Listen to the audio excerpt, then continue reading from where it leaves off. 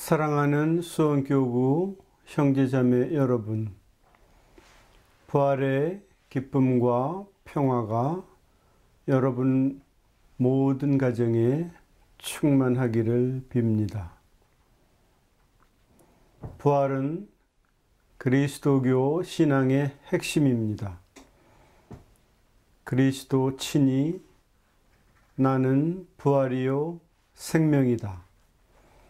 나를 믿는 사람은 죽더라도 살고 또 살아서 나를 믿는 모든 이는 영원히 죽지 않을 것이라고 약속하셨습니다.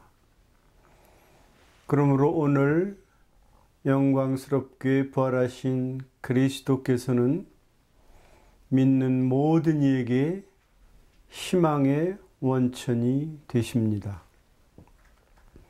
그리고 이 희망은 결코 우리를 실망시키지 않습니다. 부활하신 그리스도께서는 당신께 믿음을 두고 희망을 걸었던 이들에게 나타나시어 당신이 죽임을 당하였다가 사흘 만에 다시 살아날 것이라는 말씀을 확증해 주셨습니다. 예수님께서는 무덤 앞에서 형언할 수 없는 깊은 슬픔과 절망에 젖어 울고 서 있던 마리아 막달레나에게 가장 먼저 다가가 다정하게 그녀의 이름을 부르시며 당신 부활을 그에게 확증해 주셨습니다.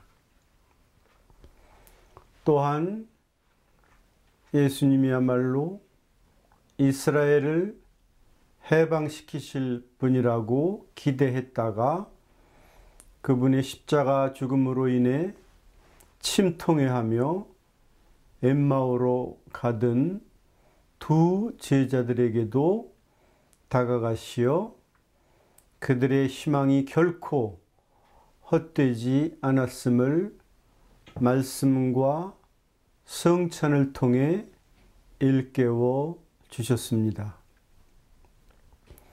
토마스 사도는 그 못자국에 내 손가락을 넣어보고 또 그분 옆구리에 내 손을 넣어보지 않고는 결코 믿지 못하겠소 라고 말했지만 사실 그 말 속에는 주님께서 부활하여 나타나 주시기만 한다면 믿을 수 있다는 희망을 품고 있었기에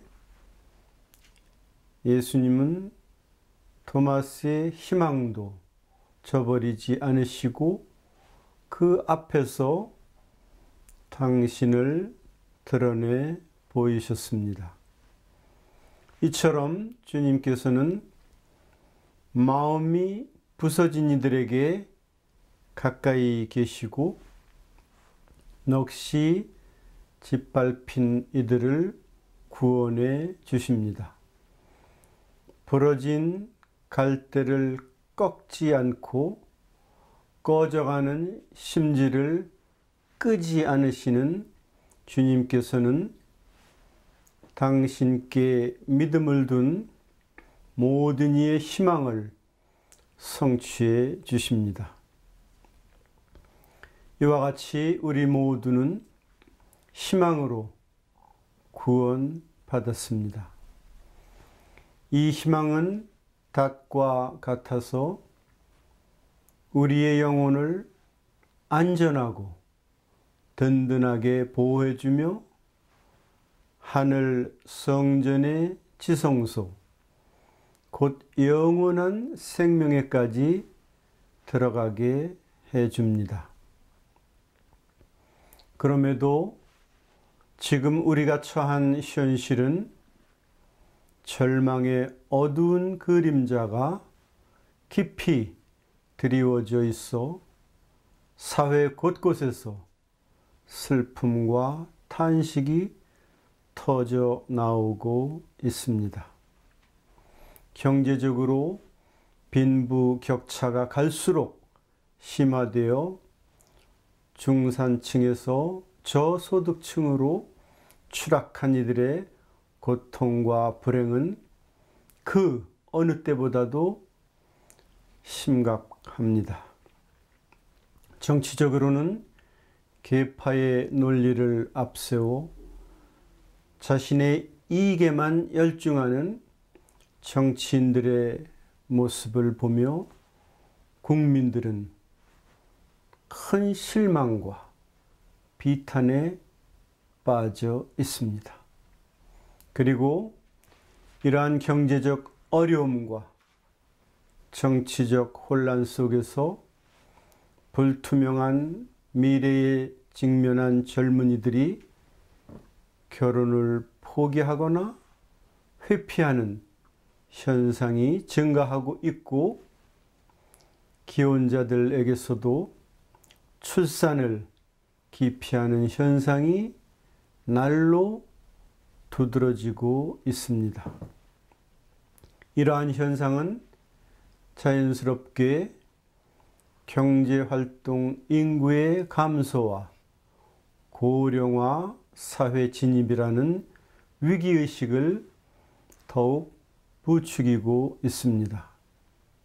게다가 10년 연속 자살률 1위, 청소년 사망률 1위, 노인 자살률 1위라는 최근 통계가 말해주듯이 우리나라 국민들은 모든 세대에 걸쳐 심각한 절망과 좌절을 경험하고 있습니다.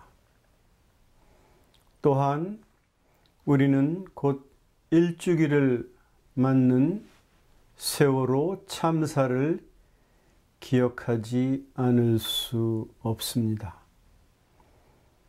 295명의 소중한 생명이 목숨을 잃고 9명이 실종된 이 엄청난 참사는 우리 사회에 만연한 탐욕과 이기심, 불신과 생명 경시 풍조를 여실히 보여주었습니다.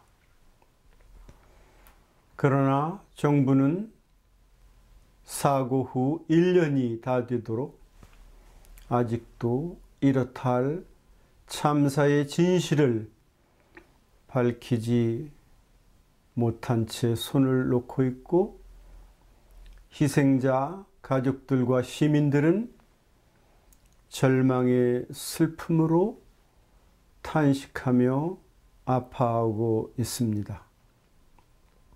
마치도 우리 사회의 현실을 보여주는 표징처럼 지금 세월호는 온 국민의 희망과 함께 진도 앞바다의 밑바닥 어두운 속에 침몰해 있습니다. 이러한 우리에게 프란시스코 교황께서는 상황이 바뀌지 않으리라 생각할 때 우리는 예수 그리스도께서 죄와 죽음을 물리치셨고 전능하신 분이심을 기억할 필요가 있다고 용기를 주고 계십니다. 그러므로 죽음을 이기고 부활하신 예수님의 승전을 기념하는 오늘, 우리는 다시 한번 처진 어깨에 힘을 주어야 합니다. 그리스도께서는 죽음의 모든 세력을 이겨내고 부활하심으로써 희망의 빛이 되셨습니다. 하느님께서는 당신께 대한 무한한 신뢰로 십자가 죽음에 이르기까지 순종하신 예수님을 높이 올리시고 우리의 주님이 되게 하셨습니다. 따라서 부활하신 예수님을 주님이라 고백하며 그분께 모든 신뢰와 희망을 두는 우리는 아무리 짓눌려도 찌부러지지 않고 절망 속에서도 실망하지 않습니다. 우리는 믿는 이들의 구원자이신 살아계신 하느님께 희망을 걸고 있습니다. 주님의 이름을 받들어 부르는 이는 모든 구원을 받을 것이기 때문입니다. 우리는 예수님께서 호수 위를 걸어 제자들을 향해 걸어오신 사건을 기억하고 있습니다. 예수님께서는 시련과 두려움에 시달리고 있던 제자들을 진정시키려고 용기를 내어라, 나다, 두려워하지 마라 하고 말씀하셨습니다. 이어서 당신이 참으로 주님이심을 믿게 하시려고 거센 바람이 이는 호수 위를 베드로에게 걸어오라고 허락하십니다. 베드로는 주님만을 믿고 바라보며 풍랑이 이는 물 위를 걸었습니다. 그러나 거센 바람에 몸이 흔들리자 그만 두려운 나머지 바닷속으로 빠져들고 맙니다. 그럼에도 베드로가 주님, 저를 구해 주십시오 라고 청하자 주님께서는 곧 손을 내밀어 그를 붙잡아 주심으로써 믿음으로 청하는 이의 간절한 마음을 외면하지 않으셨습니다. 그러나 가리엇 사람 유다는 자신의 마음을 가득 채웠던 죄책감과 절망에 사로잡혀 차마 주님께 손을 내밀지 못했습니다. 그분께 희망을 두지 않아 스스로 죽음과 멸망의 길을 걸어가고 만 것입니다. 이처럼 주님께 신뢰와 희망을 두지 않는 것이 곧 멸망입니다. 사랑하는 형제자매 여러분, 우리 앞에는 길이요, 진리요, 생명이신 분께서 서 계십니다.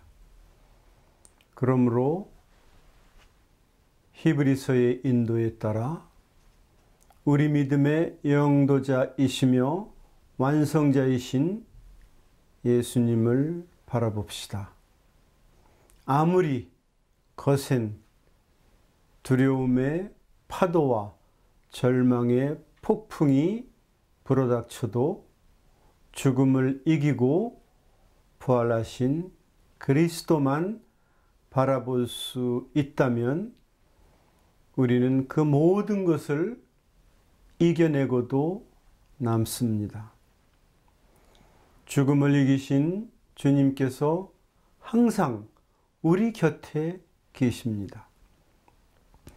그분께서는 고통과 절망 중에 있는 사람을 홀로 버려두시지 않으십니다. 그분께서 나는 결코 너를 떠나지도 않고 버리지도 않겠다 하고 말씀하셨기 때문입니다. 죄와 죽음을 이기신 주님을 바라봅시다. 그러면 우리 모두는 얼굴에 기쁨이 넘치고 부끄러움이 사라질 것입니다. 평화의 모으이시며 하늘의 모으님 기뻐하소서. 알렐루야. 주께서 참으로 부활하셨나이다. 알렐루야.